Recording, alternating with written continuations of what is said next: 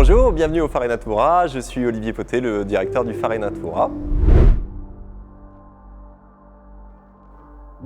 Et aujourd'hui, je vais vous parler d'une plante assez extraordinaire, la Cordyline fruticosa, appelée le thym en Polynésie. Voilà, suivez-moi.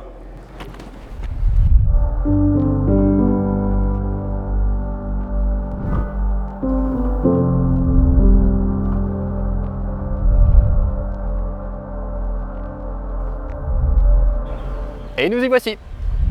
Alors donc nous sommes devant un plant de thym polynésien. Donc souvent on l'appelle Aoti en Polynésie, mais Aoti c'est le nom qu'on donne à la feuille. Thym c'est le nom qu'on donne à la racine, donc la partie souterraine. Cette plante-là, elle est originaire de Papouasie-Nouvelle-Guinée et la particularité du thym qu'on retrouve dans le triangle polynésien, c'est qu'il est exclusivement stérile, c'est-à-dire qu'il ne va pas faire de graines. On ne peut le reproduire que par bouturage soit de la tige, soit du rhizome, de la racine juste en dessous. Donc on a une frontière du côté de Samoa, donc en gros à l'ouest de Samoa, on va retrouver des variétés, donc en Papouasie-Nouvelle-Guinée notamment, de thym qui vont être fertiles, qui vont faire des graines, tandis qu'à l'est de Samoa, tout le triangle polynésien, on va retrouver des variétés stériles de thym. Il a probablement été sélectionné par les navigateurs polynésiens quand ils ont amené le thym dans le triangle polynésien, parce que ce qui se dit, c'est que la forme stérile a une racine un peu plus grosse et un peu plus sucrée que la forme fertile. Donc elle était principalement utilisée par le passé pour sa racine, qui est très riche en sucre.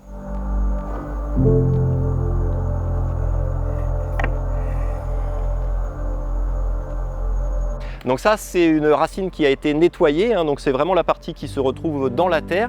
Cette racine, elle contient 20% de saccharose. 20% de saccharose, il faut savoir que c'est très important, c'est autant que la betterave sucrière, ce qui sert à faire le sucre blanc qu'on achète au supermarché majoritairement, et c'est plus que la canne à sucre. Sachant que la canne à sucre, c'est une plante qui est domestiquée depuis quasiment 10 000 ans par l'homme pour sa valeur en sucre. Donc ici, on a probablement, avec la racine du thym, une des plantes saccarifères les plus importantes, ou en tout cas les plus riches en sucre dans le monde entier. Les feuilles étaient également utilisées, puisque la fibre, elles sont très riches en fibres. Je ne sais pas si vous voyez bien, mais il y a beaucoup de nervures sur la feuille du thym.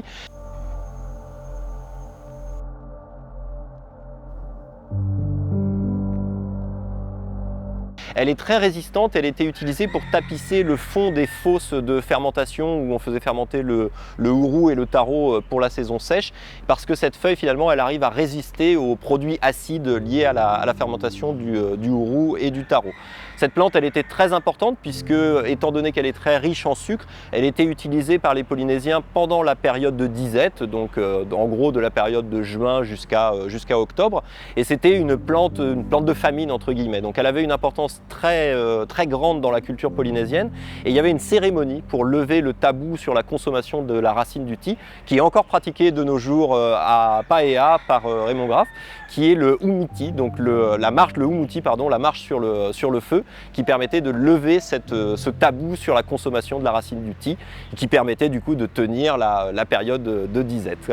Le thym il a une histoire qui s'est continuée plus récemment, puisque les Polynésiens ne connaissaient pas de boisson enivrante à part le kava, et lorsque les premiers navigateurs européens sont arrivés à la fin du XVIIIe siècle, notamment aux Marquises, ils ont appris aux Polynésiens et aux gens du coin comment faire de l'alcool avec la racine du thym. Donc une longue histoire le thym qui est malheureusement oubliée, en tout cas aujourd'hui pour sa partie alimentaire, et pourtant on peut faire du sucre, on peut extraire du sucre.